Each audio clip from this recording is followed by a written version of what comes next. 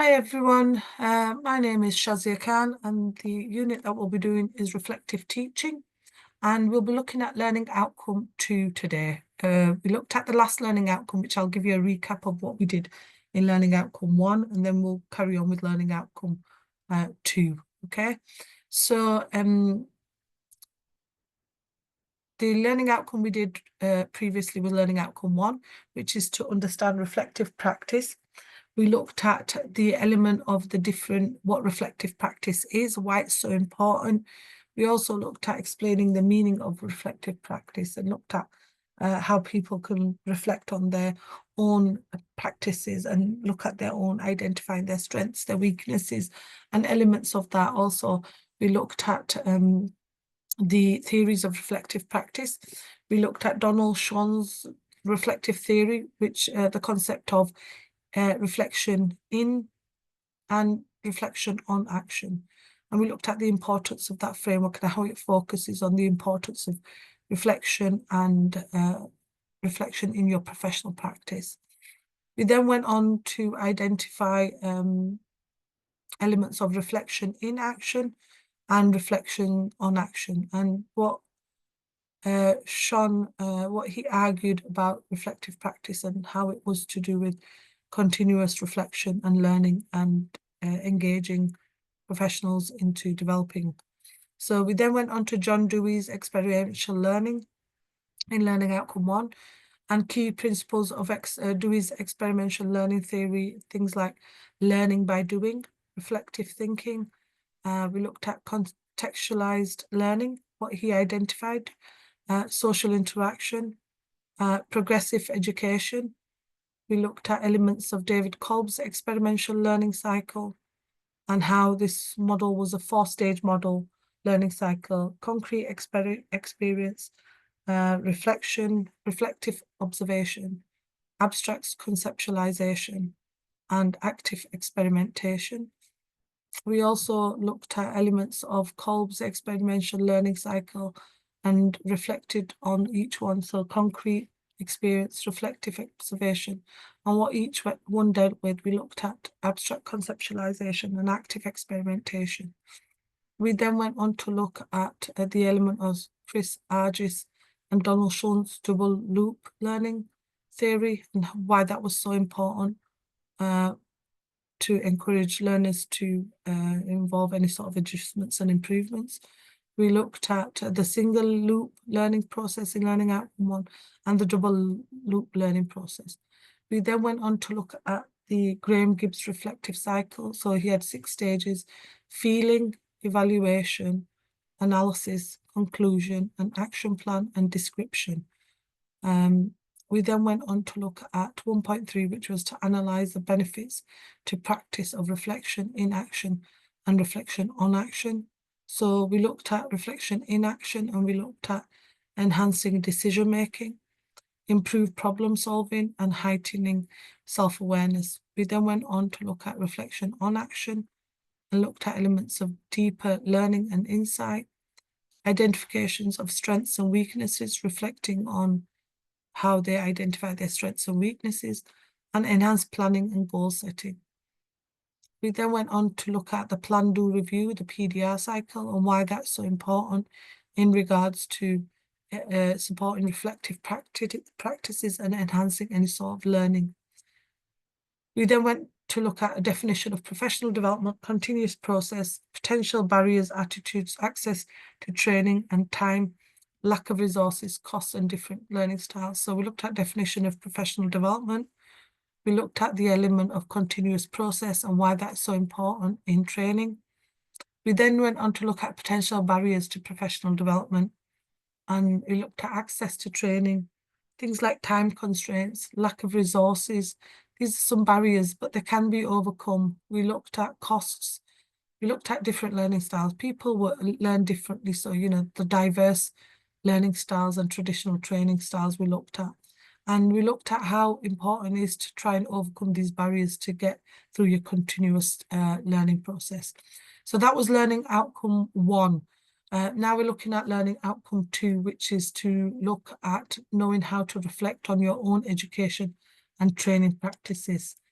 And firstly, we'll look at the indicative content, which is formal and informal sources of support for development, organised learning activities, experience in the work setting, supervision, appraisal, mentoring, coaching, presentation, and sharing ideas of good practice.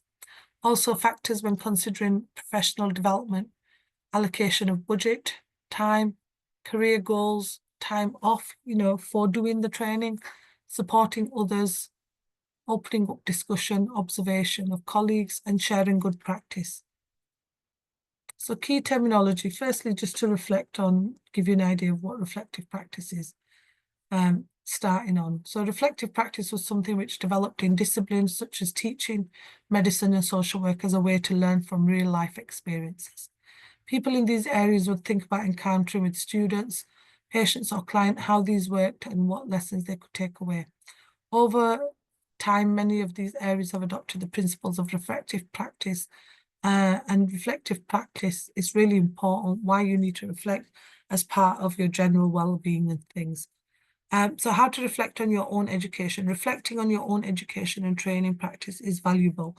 It's really important that you reflect by asking yourself questions, by, self-assessing, you understand your strengths and your weaknesses and any areas that where development might be needed. So, reflecting allows you to understand how you've developed to achieve that and what the practical environment needs. So here are some steps to reflect effectively. So, create a reflective environment. So find a quiet, comfortable space where you can focus without any distractions, and think about, you need time to self-reflect.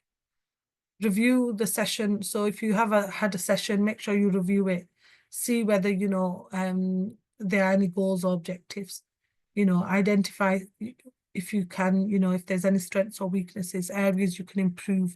Reflect on the content of your, session. Maybe there may be, other resources that you could use rather than, looking at using one sort of resource. Analyze your actions and decisions. So examine your teaching strategies, whether they're working. Reflect on decision-making process. Make sure you keep, have a reflective diary of what you think, your session went like. So talk to yourself and, in your mind, and think about, self-talking, identifying where you can improve. Consider the participant's perspective. So put yourself in their shoes, put yourself in others.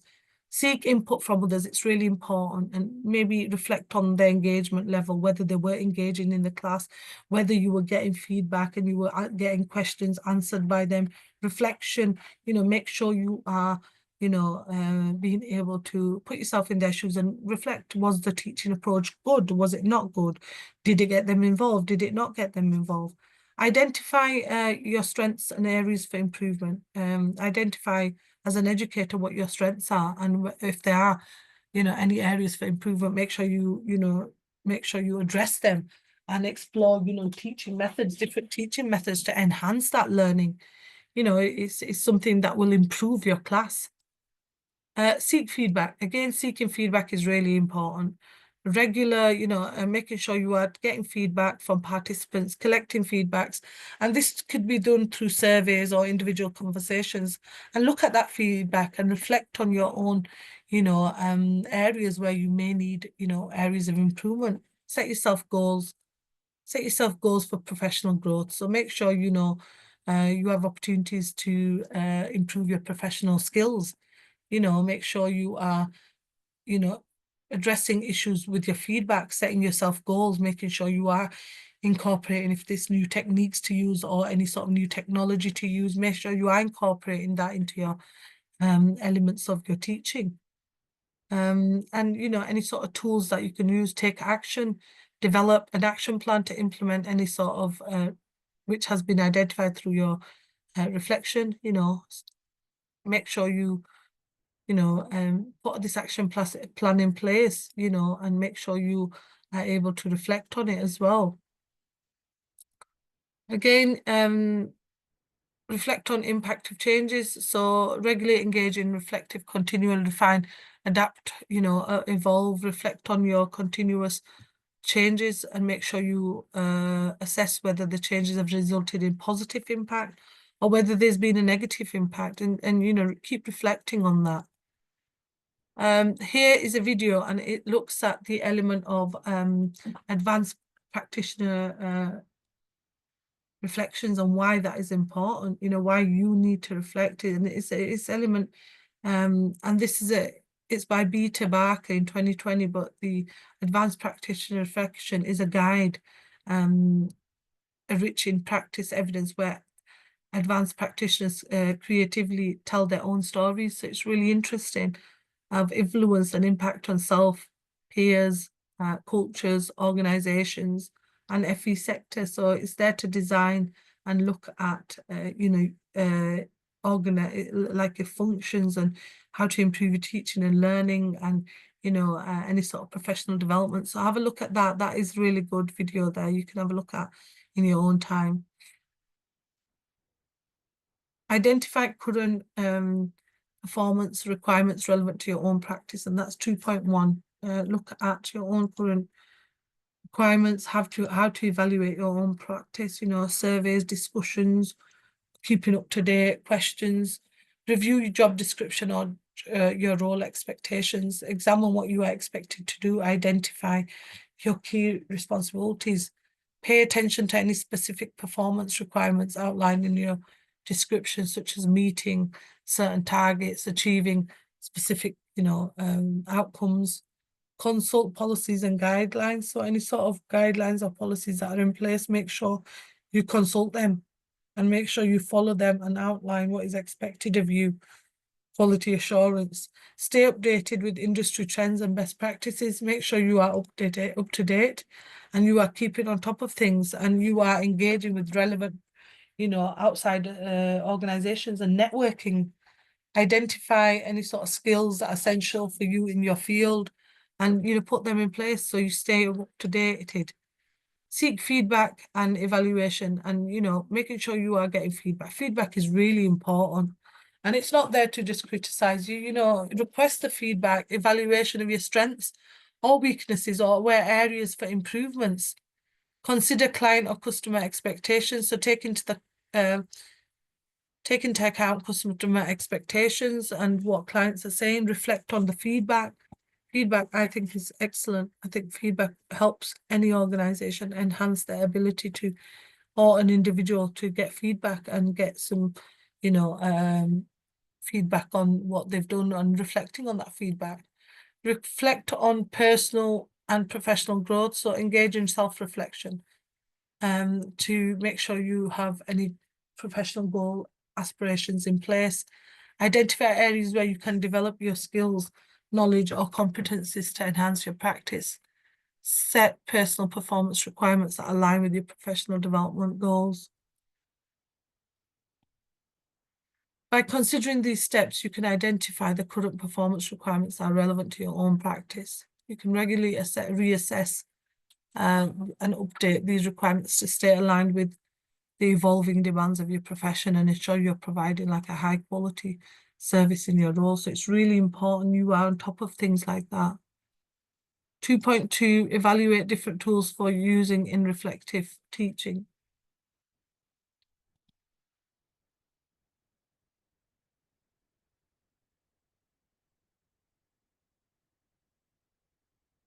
So reflective teaching involves using tools and strategies to facilitate the thought process of self-reflection. So it's really important to use these tools, in place so that it helps you reflect on what you're doing.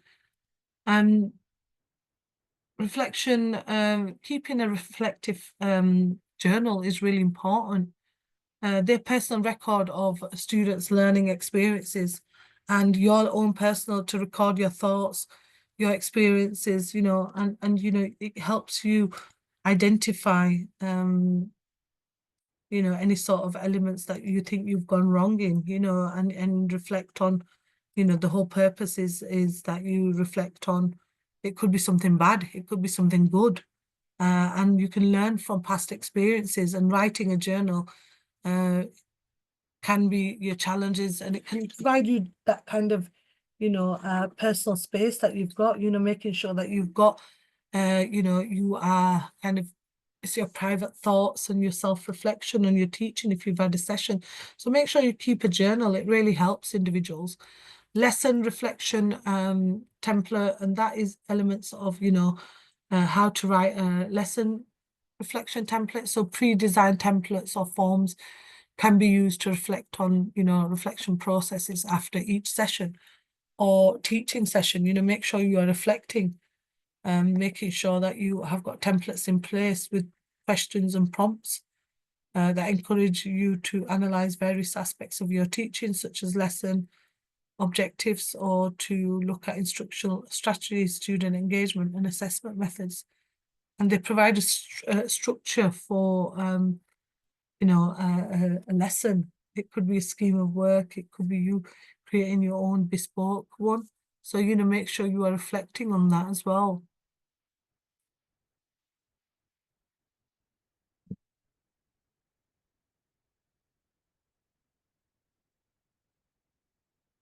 Peer observation and feedback. And, peer observation in teaching is really important, and it involves teachers observing each other, and focusing on individuals' needs and opportunities to both learn from practices and any sort of constructive feedback. It's really important when it comes to peer observation and feedback, because, it helps you. Peer, it's develops your classroom skills. A peer could be a colleague of yours who's willing to support you from a different department. It could be a member of senior leadership, and it could be someone who's helping you. It could be before observation, the observer and the teacher agree to focus on observation. During the observation, writes down any information, and then after observation as well. So, peer observation works alongside other forms of professional development. It gives you an opportunity to apply what you've learned from other forms of professional development. Maybe you've attended such conferences, training courses, or reading. Peer observation encourages honest conversation.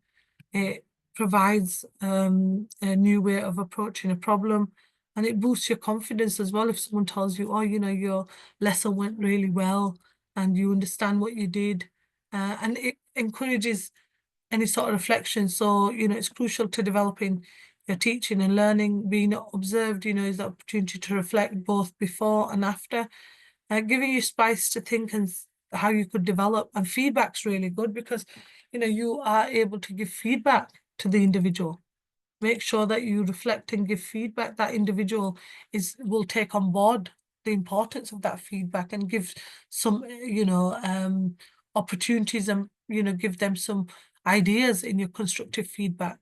Video or audio recording. So recording teaching sessions using video or audio allows teachers to review their instructional practices, student interactions, and your own delivery, watching back. And it gives you an objective view of teaching practices and promotes your self-reflection. So watching the video back, you're able to reflect on, I could have done this and I could have done that. I could have used this resources. I could have used that resources. So it's, a way of you developing your skills. Reflective blogs or online platforms.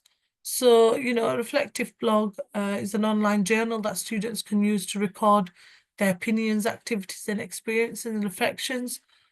Teachers can use online platforms as well. And it's a forum to share any sort of reflections with the wider community. Writing reflective blogs.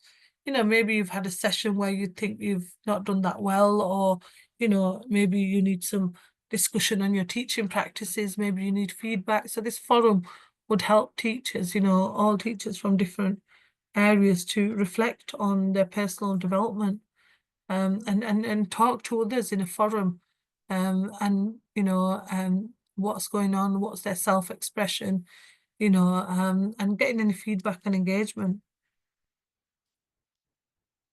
Professional learning communities, and professional learning communities is a team of educators who share ideas, their teaching practices, and enhance their teaching and create a learning where all students can, reach their fullest potential. And this helps teachers as well, joining or forming any sort of professional learning community will help you have, support and reflect with other teachers. And it's a way of kind of, a way of developing and fostering this, lifelong collaborative learning with other colleagues who work in a similar environment, so you're able to get things across and you have this working group where you're able to foster this kind of supportive and collaborative environment, and make sure that, teachers are working in this group but are collaborating with each other and, sharing ideas, or, if they've had any problems, or if they think their class, their session didn't go well, they will discuss. It's like a forum for them. Mentorship programs is a structured initiative designed to pair experienced individuals with less experienced ones to provide any sort of guidance and knowledge. So, you mentoring someone to, especially if it's, there are different mentoring sessions that you can do to provide support to an individual. So, engaging with more experienced teachers or mentors can offer valuable guidance and support for reflective teaching. Mentors provide feedback, share insights, and offer suggestions for improvement based on their expertise and their experiences.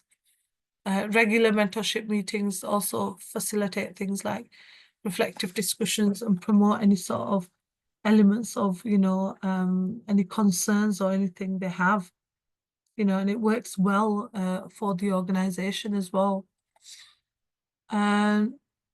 Data analysis and assessment. So analyzing student performance, assessment and evaluations can be a tool for reflective teaching.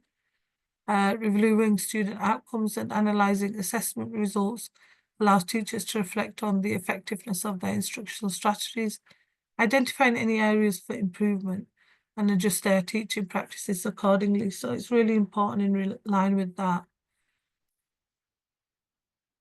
It's important to choose tools that align with individual preferences and teaching contexts. Combining multiple tools and strategies can provide a comprehensive approach to reflecting, making sure that tools are in place, making sure that, they're used as well, and making sure that you as an individual are able to, put these tools in place for the individual. These tools are a form of reflecting on their strategy, asking themselves, can we do this well? What tools do we need? Is there need for us to gain insight into a different area, promote any sort of a professional development, why it's so important to have these tools in place. They are equally important in helping us grow as well as an individual, allowing us to get to know ourselves and how we deal with similar situations, and their tools can be used to improve our reflective practices like self-talking, reflective learning journals, reflective writing exercises, as we mentioned, journals, feedback. The purpose of these is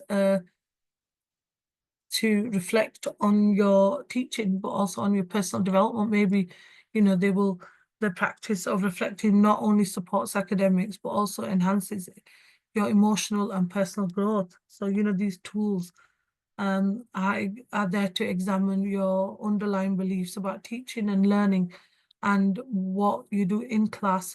And, the feedback you're given, the feedback is phenomenal. The purpose of this is to improve your basic skills in class and make sure you are, if there's any areas for CPD, make sure you are taking that on board, and reflecting on that. So, your personal growth is to encourage you to, improve your own learning by taking on board the reflection and taking on board what tools to use, journals to use, feedback to use, mentorship programs. These are to help you as an individual.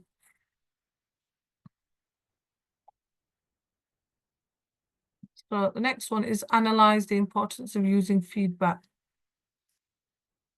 Feedback is really important in any reflective practice. So the goal of feedback is to really assist the learner to improve their knowledge, skills, attitudes, or behaviour.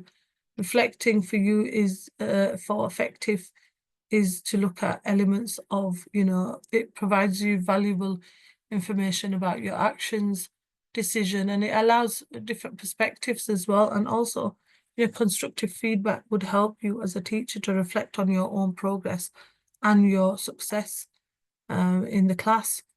Using feedback from different sources is crucial for informing and enhancing reflective practice in teaching. Some reasons why feedback from multiple sources is important. So you've got the first element of it is to assess diverse perspectives. So feedback from various sources such as students, colleagues, parents, gives you a diverse perspective on your teaching practice. Each source brings a different viewpoint and, it may not be considered on your own. Multiple perspectives help you gain a comprehensive understanding of your teaching strengths, areas for improvement, and the overall impact of your instruction. Objective assessment, so feedback from different elements of, sources provide an objective assessment of your teaching practice. You need to make sure that you know what you want, why feedback is so important, and also, it offers a viewpoint to validate your own self-reflection,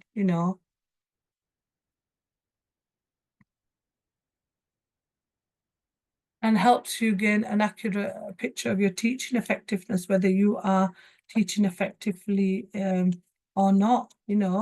It's really important, that you are able to identify if there's any areas of improvement.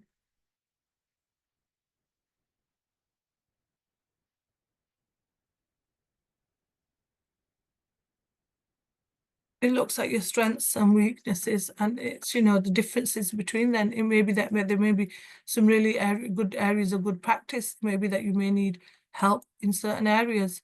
So student-centered approach, feedback from students is particularly valuable as it directs, reflects their experiences and perceptions of their learning. So, having this student-centered kind of approach where they give you feedback, it's things like, a student may say to you, "You're an amazing teacher. Thank you for everything you've done for me. You have a great way of learning. You have a great way of teaching." These are things that, you will need because, it improves your performance, but it also gives you feedback on how you've done in the session. And that is really good for, your teaching because, you're actually focusing on your students' learning. So they are learning from you. So, you need to you need to take on board their comments. Professional growth and development, feedback from different sources serves as a catalyst for professional growth. It highlights where, your teaching strategies, where you can have, you need more lifelong learning, or you need any sort of continuous improvement on developmental areas. Targeted areas for improvement. So feedback helps you identify any sort of areas for improvement and makes you identify what any sort of CPD you need and what your targets are. Enhanced self-awareness, feedback from other elements, other people, gives you self-awareness, helps you understand your actions, styles of teaching, teaching practices, and ensures congruence between you and the learner.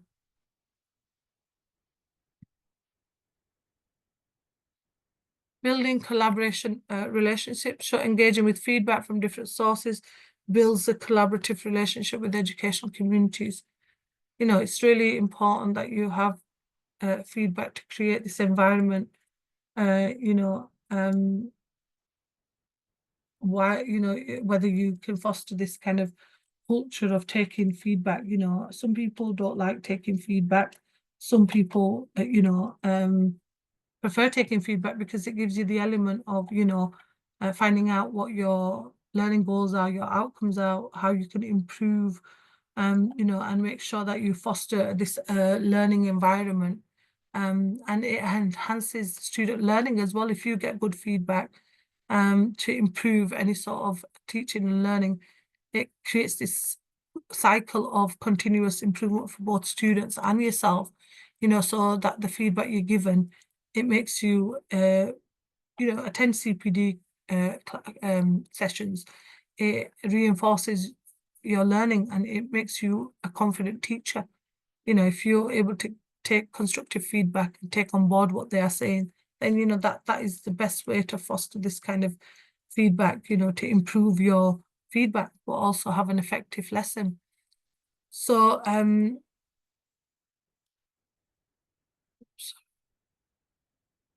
it's important to approach feedback from an open mindset, valuing constructive criticism and considering multiple perspectives. Regular seeking and reflecting on feedback from different sources empowers you to make informed decisions and, you know, it's a benefit for you, create this effective learning style as well, learning environment for your students. So assess the extent to which all your own practice is inclusive and promotes any sort of equality, diversity, and learning. So inclusive practice is really integral in promoting equality and supporting diversity by ensuring equal opportunities, removing barriers and creating an inclusive culture. You can create an environment where everyone can strive. You know, it is really important in any setting, you know, that you create this inclusive and promote equality and diversity in any sort of area, you know, and you need to, you know, encourage everyone to have a more inclusive attitude as well, you know, help them see the role of shaping the workplace. Assessing the extent to which your own practice is inclusive and promotes equality and diversity. Here are key areas to consider during assessments. And it's really important when you're doing an assessment to consider, you know, the curriculum and the content in line with equality and diversity. Examine the content materials are used in teaching, assess whether they reflect diverse perspectives, cultures, and experiences. You know, you need to make sure that you are, you know, creating this culture of diversity and equality, making sure that, you know, everyone is, you know, you are promoting this equality and diversity within your classroom, and making sure that you have, you know, put it in your curriculum and content as well. Consider if the curriculum covers a wide range of topics that represent different identities, histories, and backgrounds, and evaluate the content challenges, stereotypes, promotes critical thinking, and encourages inclusivity. Make sure you encourage that in your classroom. Pedagogy and instructional strategies. So reflect on your instructional strategies, consider they accommodate different learning styles in your teaching, ensure planned activities are accessible to the whole class, and ensure written materials and your own language is non-racist, non-sexist, and non-discriminatory. Make sure, you know, you have encourage active learning, you know, embrace small group instruction and learning situations. You know, embracing this into your classroom is really important. Creating this classroom that respects and embraces diversity of its students requires thoughtful strategies that aim to include.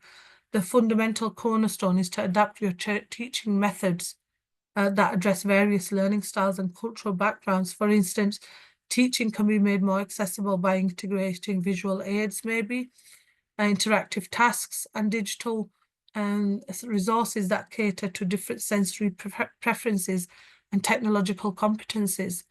Additionally, ensuring that learning materials reflect a variety of cultural perspectives not only enhances inclusion, but fosters a broader understanding amongst the students.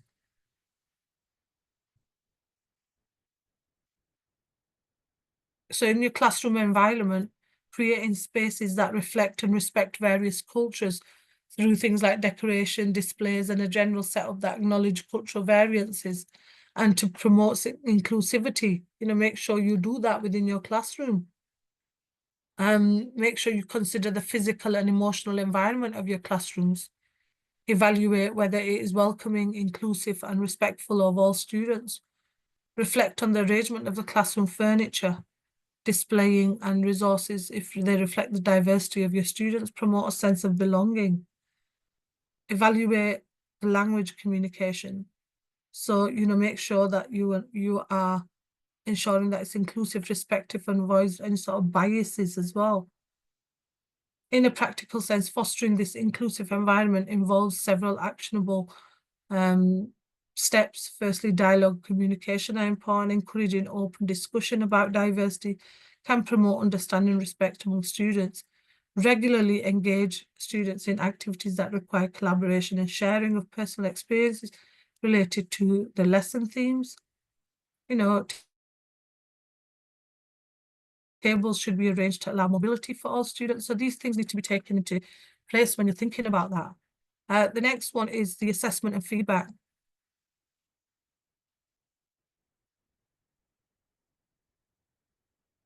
So assessment and feedback is arguably the aspect of the experience when students and staff are more anxious. So you need to make sure that you've developed this, examine your assessments, make sure that they're inclusive assessments. Your policies are inclusive, make sure they're not biased, ensure that you provide all students with equal opportunity to demonstrate their knowledge and skills. Consider if you provide constructive feedback that supports individual student growth, encourages inclusivity. You need to make sure that you are inclusive when you are giving feedback.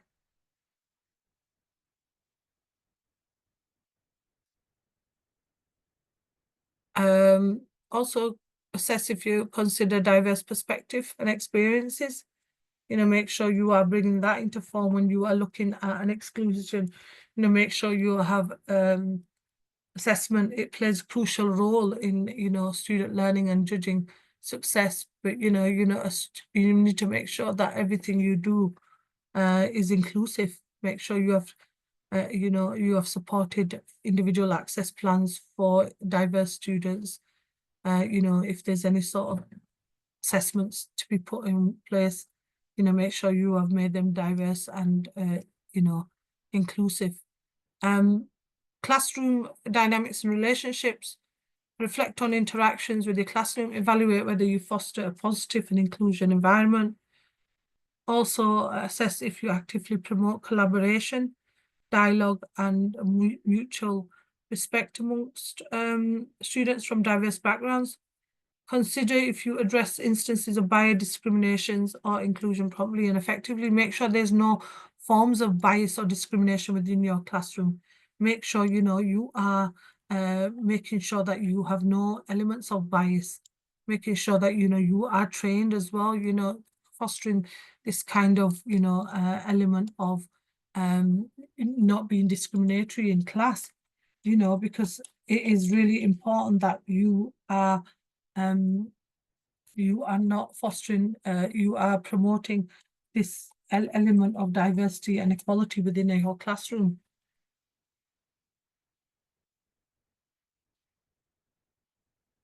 Professional development. So evaluate your engagement in professional development, assess if you actively seek opportunities to expand your knowledge. You should provide your elements of, professional development to your elements of professional development training within your classroom. Make sure your professional development, you have the training in place, because it's so important that you have training in place, that you are continually getting training, when you've entered the workforce as well, and you are keeping up to date with training. So you need to know the laws and everything around professional development. Make sure that, as a teacher, the equality and diversity processes in place. You are, you have access to all the opportunities without any sort of prejudice of being one of the, protected characteristics. And make sure you are, all employers are within, are encouraged to develop their skills and fulfill their potential.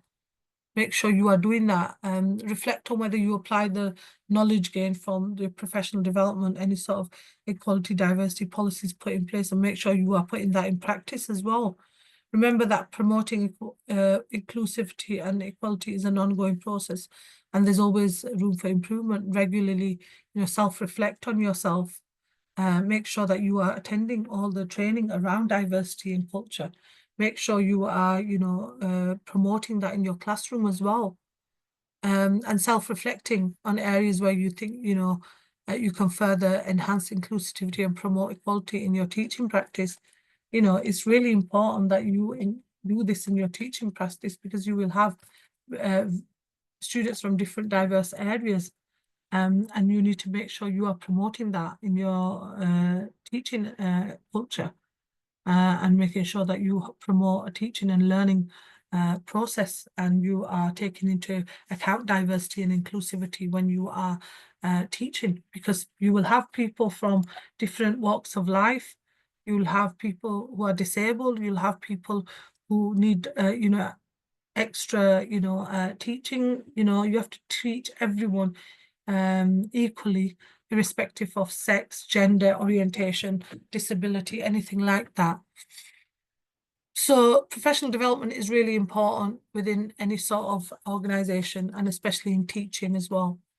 So you are kept up to date with the laws and everything on equality and diversity. So we've finished Learning Outcome 2 now. These are some of the references that have been used for Learning Outcome 2 that you can reflect on, and there are links to them that you can go on. And there is a video at the top on advanced practitioner reflections that you could look at in your own time as well. So these links would help you look at things like, you know, any sort of what we've used for today's session, practitioner-led developments, any sort of teacher reflection. Have a look at that. And then the plenary, we've got further reading and ebooks on Moodle for this unit. Further reading, there's an element of a link there that looks at exploring your own classroom practice and looks at professional development, and it's a really good read, so have a read of that.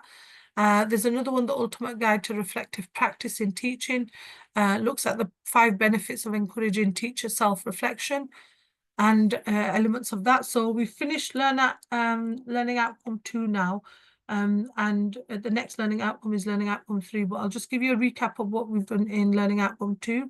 So we've looked at formal and informal sources of support for organised learning experiences. We've looked at elements of how to reflect on your own education and training practice.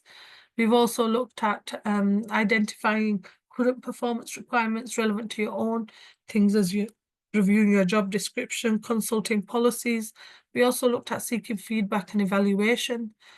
We looked at reflecting on your personal growth, and we looked at 2.2, evaluating different tools for using in reflective teaching, such as reflective journals, lesson planning, peer observation and feedback.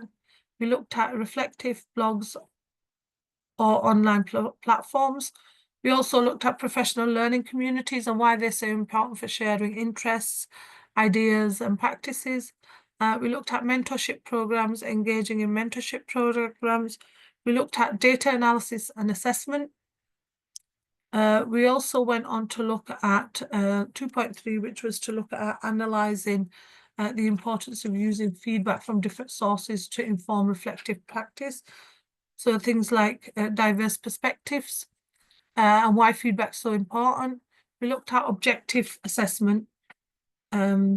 We looked at student-centred approach and why that's so important in regards to feedback from students and how that can provide an insight into your teaching. We also looked at professional growth and development, so feedback from different sources and targeting areas for improvement. We looked at enhanced self-awareness, building collaboration relationships with different sources.